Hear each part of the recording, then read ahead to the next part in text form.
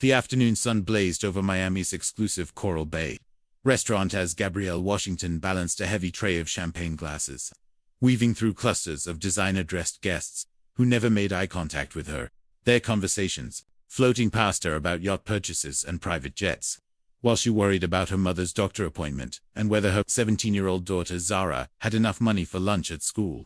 The charity gala was supposedly raising funds for underprivileged children, though Gabrielle noticed none of those children were actually invited, and at 35 years old, after 8 years of serving the wealthy, she had learned to be invisible, to anticipate needs before they were voiced, to exist in their world without being part of it. Through the massive floor-to-ceiling windows, she spotted two small figures near the abandoned pier that stretched behind the restaurant. A boy and girl who looked about 6 years old, their matching designer outfits and golden brown skin catching the light as they kicked a red ball between them, completely alone, without any adult supervision. Something twisted in Gabrielle's stomach as she watched them inch closer to the pier's rotting wooden boards.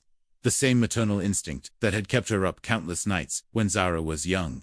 And she scanned the crowd of guests for anyone who might be looking for children, but everyone was absorbed in their networking, their laughter, their important conversations about tax shelters and investment portfolios. The twins were beautiful children, the girl with long braided hair adorned with pearl clips and the boy wearing a tiny blazer that probably cost more than Gabrielle made in a month.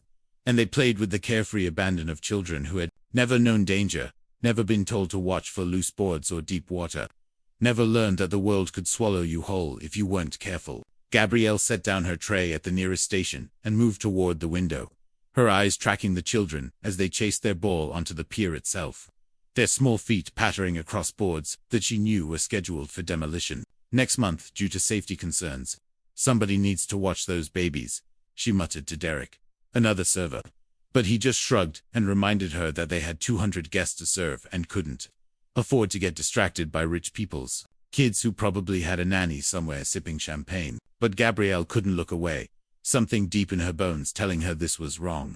And she stepped outside through the service door, the humid air hitting her face as she heard the children's laughter carrying across the water, so innocent and pure that it made her heart ache for the simplicity of childhood. The little girl was doing a cartwheel now, her hands pressing against boards that were visibly sagging, while her brother clapped and shouted, "My turn, Sophia, my turn."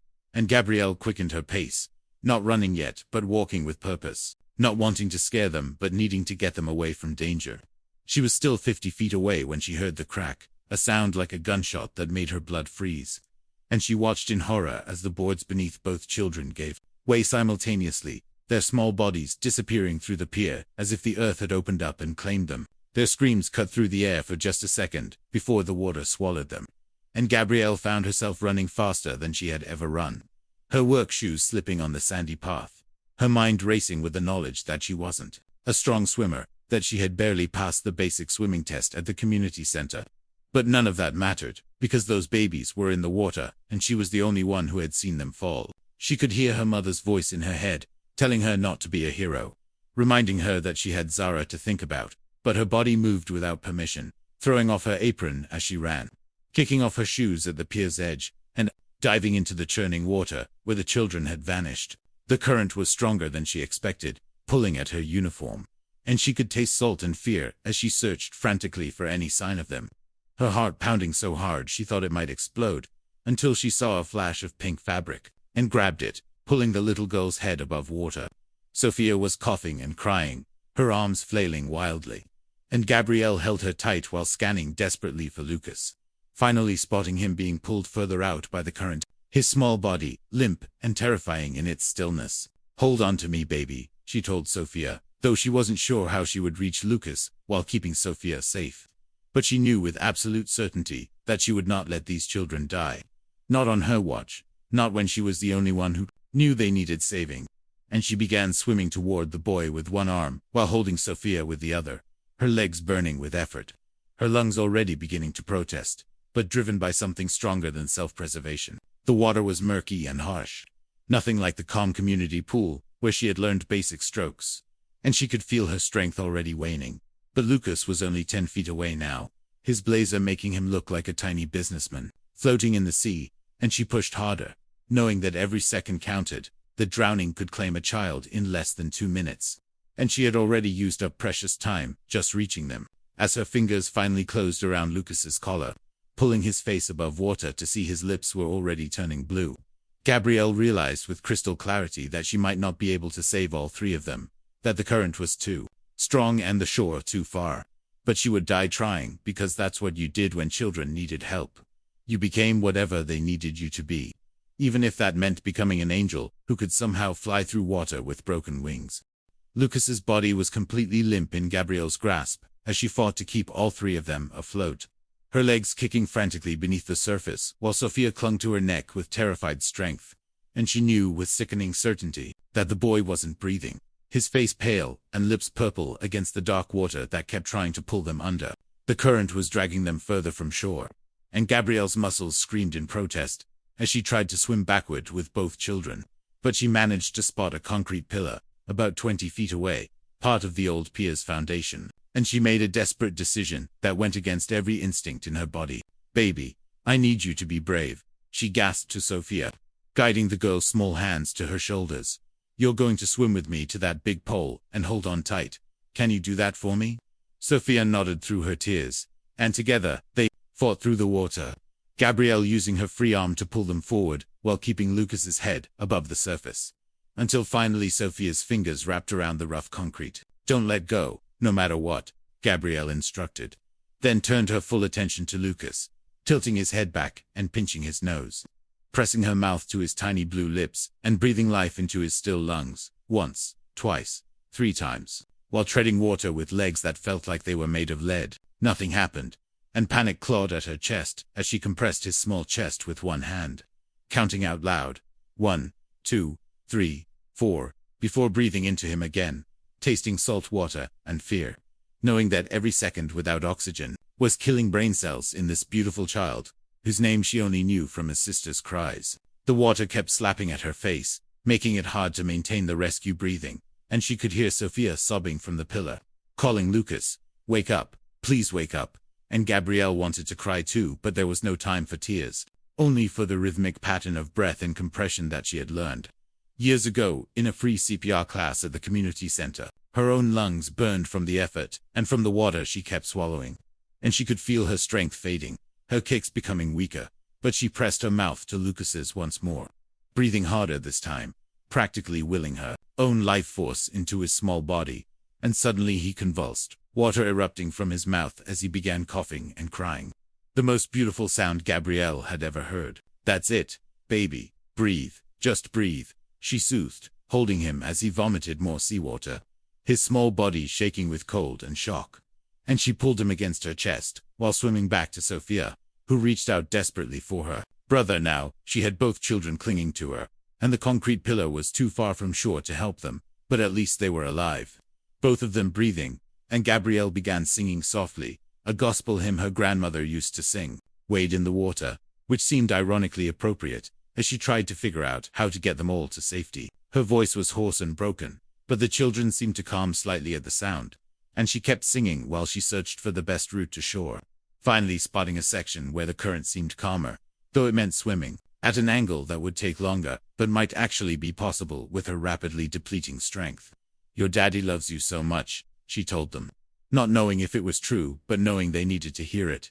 "He's going to be so proud of how brave you are. We're almost there. Just hold on tight." Lucas was more alert now, his arms wrapped around her neck alongside his sister's, and Gabrielle began the agonizing journey to shore, each stroke feeling like she was swimming through concrete, her waterlogged uniform weighing her down like chains. But she kept moving, because stopping meant drowning, and drowning meant these babies would die. She could see people on the beach now, finally alerted by someone who had seen them in the water, and she heard shouting, saw figures running, but they seemed impossibly far away, and a wave slapped her face, filling her mouth with water that made her choke and sputter. The children started crying harder, fear returning as they felt her struggle, and she forced herself to speak calmly. "We're okay, we're doing great. See those people on the beach? They're coming to help us." Even though she wasn't sure she could make it that far, her vision starting to blur at the edges from exhaustion. Her left leg cramped suddenly, a vicious Charlie horse that made her cry out. And for a moment they all went under, the water closing over their heads in a terrifying green darkness, before she managed to kick with her right leg and break the surface again. All three of them gasping and coughing. "Kick your legs, babies. Help me swim," she instructed, and their little legs began moving. Not doing much to propel them, but at least making them feel less helpless. And inch by agonizing inch they moved toward shore, Gabrielle's body running on nothing but determination and the knowledge that she was the only thing standing between these children and death. She could hear her own breathing, ragged and desperate. Could feel her heart hammering so hard, she thought it might give out. But she kept swimming, kept singing when she could manage it. Kept telling the children they were almost there even when it felt like the shore was getting further away. Finally, impossibly, her feet touched sand, though she was too exhausted to stand. And she crawled through the shallow water still holding both children, dragging them onto the beach, where suddenly there were hands reaching for them, voices shouting instructions, someone wrapping towels around the twins while someone else tried to help her.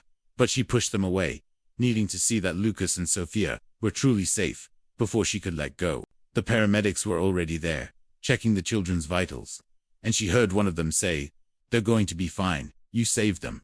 And only then did Gabrielle allow herself to collapse onto the sand, her body shaking uncontrollably, water still streaming from her hair and clothes, her throat raw from salt water, and singing. She watched the paramedics load the children into the ambulance, saw Sophia looking back at her with wide eyes, reaching out a small hand, and Gabrielle lifted her own hand in a weak wave before turning away from the crowd that was gathering, from the questions that were starting, walking on unsteady legs back toward the restaurant because her shift wasn't over and she couldn't afford to lose this job, even though she had just pulled off a miracle that would haunt her dreams with both terror and triumph for years to come. Alexander Chin's hands were still shaking from the billion-dollar merger he had just completed in his downtown office, when his phone rang with a number he didn't recognize, and he almost didn't answer, but something made him swipe except just as he was walking toward his Tesla in the parking garage, ready to make his appearance at the charity gala, where he was supposed to give a speech about supporting underprivileged children. "Mr. Chen, this is Miami General Hospital. Your children were in an accident at the Coral Bay restaurant. They're stable, but you need to come immediately," the voice said, and Alexander's world tilted sideways, his phone clattering to the concrete as he ran to his car, his mind unable to process how his twins could be in an accident when they were supposed to be safely at the gala with their new nanny, Rebecca, who had come highly recommended from the best agency in Miami. The 20-minute drive to the hospital felt like 20 hours, his mind cycling through every possible scenario, every worst fear that plagued him since his wife Alina had died 2 years ago from cancer, leaving him to raise Lucas and Sophia alone, trying to balance running a tech empire with being a single father, always feeling like he was failing at both. He burst through the emergency room doors, his designer suit disheveled, his usually composed demeanor shattered as he demanded to know where his children were. And a nurse led him to a room where both twins lay in hospital beds, IVs in their small arms, looking so fragile against the white sheets that his knees nearly buckled. "Daddy," Sophia cried when she saw him, reaching out her arms, and he gathered her against his chest, feeling her small body trembling as she sobbed. "We fell in the water and couldn't swim, and Lucas stopped breathing, but the angel lady saved us," she breathed into him and made him wake up. Lucas was quieter, clearly more traumatized, his eyes distant as Alexander held his hand. And the doctor explained that both children had nearly drowned, that Lucas had actually stopped breathing for almost 2 minutes, that if someone hadn't performed CPR in the water, he would certainly be dead. "Where's Rebecca?" Alexander asked, his voice deadly quiet, and the police officer in the corner stepped forward to explain that the nanny had been found intoxicated in the restaurant bar, flirting with a guest, having left the children unsupervised for over an hour, and she was currently in custody for criminal neglect. The rage that filled Alexander was volcanic, but it was quickly replaced by crushing guilt, because he was the one who had hired Rebecca, who had been too busy to properly vet her, who had prioritized this merger over attending the gala on time, who had failed in the most fundamental duty of keeping his children safe. "Tell me about the woman who saved them," he demanded, needing to know who had done what he had failed to do, who had protected his babies when he wasn't there. And Sophia began talking rapidly about a black lady in a waitress uniform, who had jumped in even though the water was scary, who had sung to them while swimming, who had told them their daddy loved them. "She had a mark here." Sophia pointed to her hand, drawing a crescent shape. "And she kept saying, 'Breathe, baby, just breathe.'" To Lucas, And she was so tired, but she didn't let us go. Not even when her face went under the water. Alexander turned to the officer, desperate for more information, but the man shook his head, explaining that in the chaos of the rescue, no one had gotten the woman's name, that she had walked away before anyone could properly thank her or identify her, that the security cameras at that section of the beach were broken, and the restaurant claimed none of their staff had been involved. That's impossible, Alexander said, his voice rising. Someone saw her. Someone knows who she is. You don't just save 2 drowning children and disappear. But the officer explained that witnesses had been focused on the children, not their rescuer, and by the time anyone thought to look for her, she was gone. Over the next 3 days, as the twins recovered in the hospital, Alexander launched his own investigation, offering $1 million reward for information about the hero who had saved his children, hiring private investigators, having his tech team analyze every social media post from the gala, but it was as if the woman had been a ghost. He couldn't sleep, couldn't eat, couldn't focus on anything but finding her, because every time he closed his eyes, he saw what could have happened, saw his children's bodies floating in the water, saw himself identifying them in a morgue instead of holding them in a hospital, and the only thing that kept him from completely breaking down was knowing that someone, a stranger, had valued their lives enough to risk her own. Sophia drew pictures constantly, sketching the same woman over and over. A figure in beige and brown, always with the crescent-shaped mark on her hand, always with kind eyes and wet hair. And Lucas had started having nightmares, waking up gasping for air, only calming when Sophia reminded him about the angel lady who had brought him back. Alexander hired a forensic artist who worked with Sophia for hours, creating a detailed portrait that he then had printed on thousands of flyers, distributed to every restaurant, hotel, and beach establishment in Miami, going on local news to plead for the woman to come forward, not understanding why she wouldn't want to be recognized for such an incredible act of heroism. Maybe she's scared, his sister Jennifer suggested when she flew in from San Francisco to help. Maybe she has reasons for not wanting attention. But Alexander couldn't accept that. Couldn't understand what could be more important than letting him thank her, letting him repay her for giving him back his entire world. He visited the Coral Bay restaurant personally, questioning every single employee. But they all claimed ignorance, though he noticed how some of them avoided eye contact, how they seemed nervous, and he suspected they were protecting their colleague, but couldn't prove it. He even stood on the beach, where it had happened, staring at the broken pier, imagining the terror of those moments. The strength it must have taken to swim with 2 panicking children, the courage to perform CPR while treading water, and he felt an overwhelming mixture of gratitude and anguish that consumed him entirely. His business partners were calling. Deals were falling apart without his attention, but none of it mattered compared to finding this woman. Because how could he move forward knowing that someone had given his children back their lives, and he couldn't even say thank you, couldn't even know her name to whisper it in his prayers of gratitude. Late at night, holding his children as they slept, he whispered into the darkness, "Wherever you are, whoever you are, you saved everything that matters to me, and I will find you. I will find a way to thank you. Because you didn't just save my children. You saved me from a grief that would have destroyed whatever was left of my soul after losing a 3 weeks after the rescue, Gabrielle sat in the crowded waiting room of the free clinic on Martin Luther King Boulevard, her chest rattling with every breath, trying to muffle her coughs so the other patients wouldn't stare, knowing she had been putting off this visit for too long but unable to afford missing work or paying for proper medical care. The doctor, overwhelmed with too many patients and too little time, listened to her lungs for barely a minute before pronouncing she had pneumonia, probably from aspirating water during what she vaguely described as a swimming incident, and prescribed antibiotics she couldn't afford and rest she couldn't take, sending her back into the world with lungs that felt like they were filled with broken glass. Her 17-year-old daughter Zara was waiting in their small apartment when she got home, having seen the news coverage about Alexander Chin's desperate search for the mysterious hero, and she held up her phone, showing the $1 million reward offer, her eyes bright with hope and frustration as she said, "Mama, that's you. Everyone knows it's you. Why won't you just come forward and claim it?" Gabrielle sank into their worn couch, too tired to have this argument again. But Zara persisted. "That money could change everything. We could get you real medical care, pay off our debts, maybe even help Grandma get her green card situation fixed." And that last part made Gabrielle's jaw tighten, because that was exactly why she couldn't come forward. Her mother, Carmen, had been living undocumented for 15 years after overstaying her tourist visa. working under the table, cleaning offices at night. Always one traffic stop away from deportation. And Gabrielle knew that the spotlight of media attention would bring scrutiny they couldn't survive. Questions about their family, their background, their immigration status that could destroy the fragile life they had built. "I didn't save those babies for money," she said firmly, though speaking too much made her cough until she tasted copper. "I saved them because it was the right thing to do. Because I was the only one who saw them fall. And putting a price on that would make it something it wasn't." Zara's eyes filled with tears of frustration as she watched her mother struggle to breathe. "But you're sick, Mama. Really sick. And you're still going to work every night at that restaurant, where they don't even give you health insurance, where those rich people don't even see you, and now one of them is trying to find you, to thank you, and you won't let him." The irony wasn't lost on Gabrielle that she had saved the children of a billionaire. While she couldn't afford basic health care, but she had learned long ago that the world wasn't fair. That some people's children got private swim lessons while others drowned in public pools.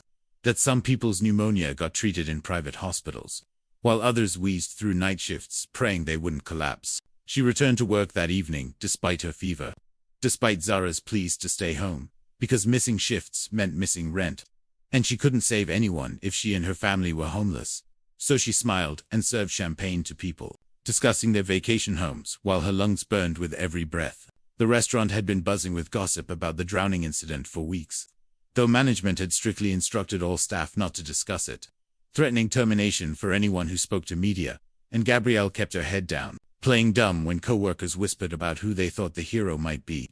She saw the portrait Alexander Chen had distributed, Sophia's drawing made professional, and it did look like her, especially the scar on her hand from a kitchen accident years ago. But she had become an expert at being invisible, at deflecting attention, at being someone people looked through rather than at. Meanwhile, Sophia's drawings haunted Alexander's home.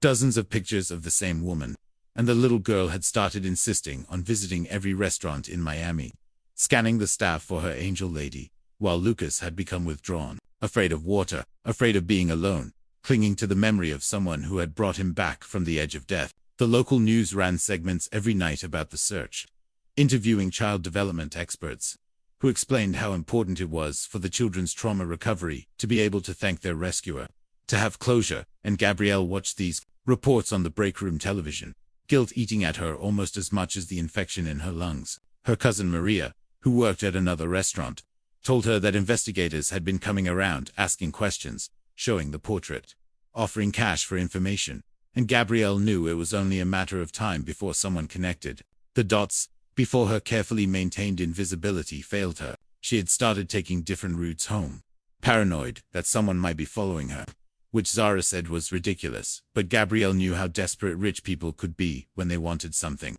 how they could hire people to find anyone, anywhere, and she couldn't risk leading them to her mother's apartment.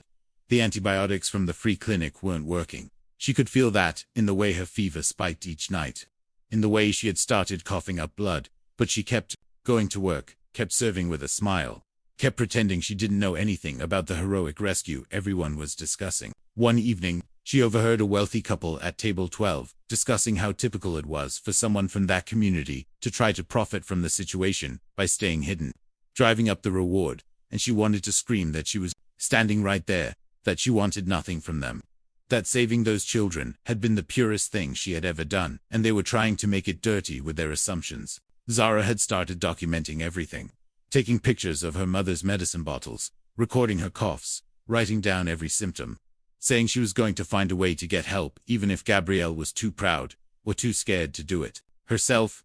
And the determination in her daughter's eyes reminded Gabrielle of herself at that age, fierce and uncompromising. The breaking point came when she collapsed during a shift, just for a moment, catching herself on a table while the room spun, and Derek helped her to the break room where she sat shaking, knowing her body was failing but unable to stop, unable to rest, unable to seek the help she needed without risking everything else. That night, Zara did something without telling her mother, something desperate and brave, taking one of Gabrielle's work photos and comparing it to the portrait online, creating an anonymous email account to send a message to Alexander Chen Company, typing simply, "The woman you're looking for is named Gabrielle Washington.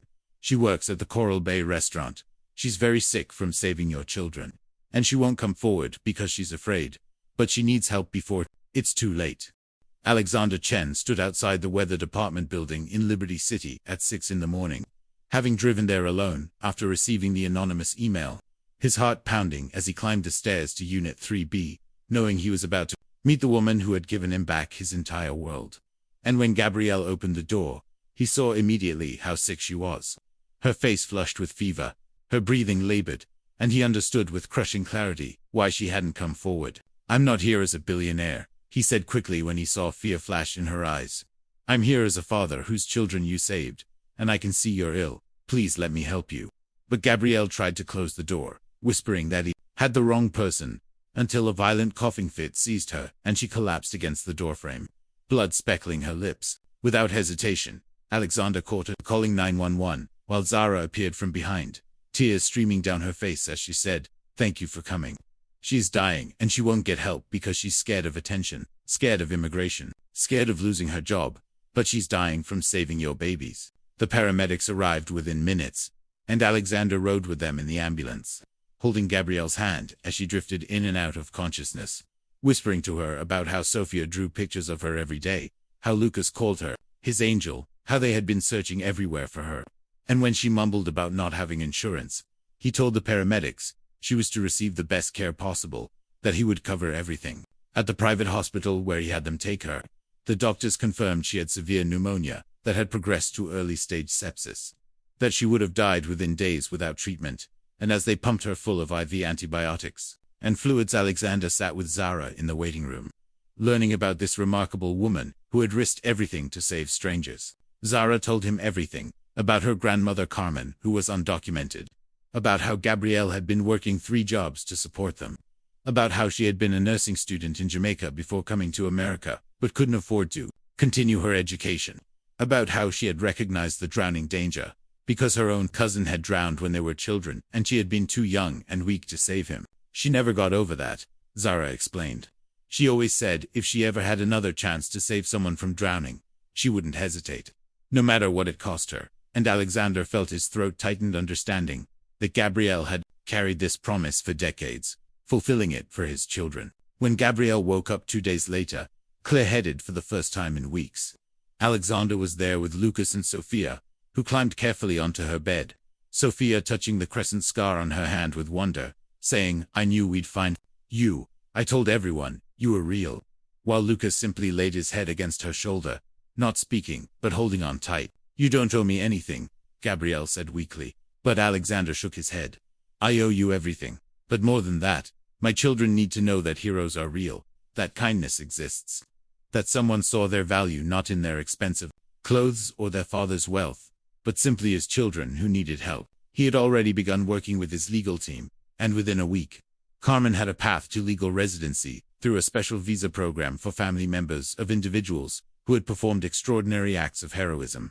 And Gabrielle discovered that not only were her medical bills covered, but her daughter's college education was fully funded, and she had been offered a position at a medical center Alexander funded, where she could use her nursing training while completing her certification. The media storm was inevitable when the story broke, but Alexander controlled the narrative, focusing not on the reward but on the systemic issues that had nearly cost a hero her life, asking on national television how many Gabrielles are out there, saving lives while unable to save themselves.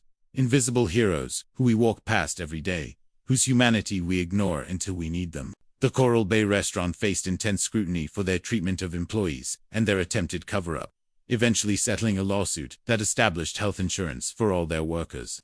And Gabrielle became an inadvertent spokesperson for immigrant workers' rights, though she always insisted she had just done what anyone should do. 6 months later, at the launch of the Gabrielle Washington Foundation for Water Safety and Community Health, the ballroom was filled with people from both worlds, wealthy donors sitting next to hotel workers, CEOs talking with janitors, all united by the story of a woman who had seen past society's divisions to save 2 children. Alexander's speech brought the room to tears as he said, "My mother drowned when I was 7 because people on the beach thought someone else would help. Because she was just another immigrant woman who didn't speak perfect English. Because she was invisible to them. And for 30 years I've carried that wound. But Gabrielle Washington healed it by showing me that heroes exist.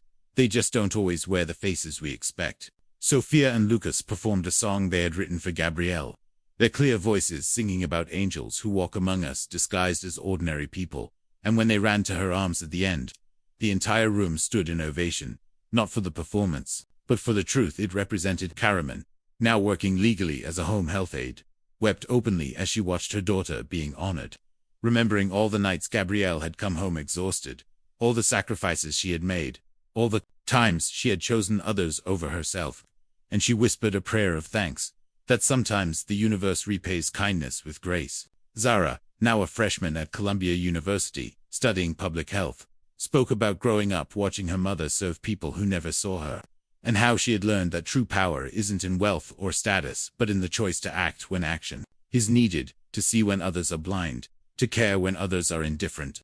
The Foundation's first initiative was establishing swimming programs in immigrant communities, staffed by multilingual instructors, free to all children, because, as Gabrielle said, no child should die because their parents couldn't afford swimming lessons. No parent should lose a baby to water when we have the resources to prevent it. Years later, when people asked Gabrielle about that day, she would say, "I saw 2 children who needed help. That's all. Not rich children or poor children, not black or white or brown children, just babies in danger." And I think if we could all see each other that simply, that clearly, without all the labels and divisions we create, the world would be filled with more rescues and fewer drownings, more bridges and fewer walls. The ripple effects continued for years, with dozens of people inspired by her story performing their own acts of courage, employees speaking up about injustices, strangers helping strangers, all traceable back to the moment when a waitress making minimum wage decided that 2 children she didn't know were worth more than her own safety. Proving that heroism isn't about having power, but about using whatever power you have, even if it's just the power to see, to act, to dive into dangerous waters because someone needs to, and you're the only one who noticed they were drowning.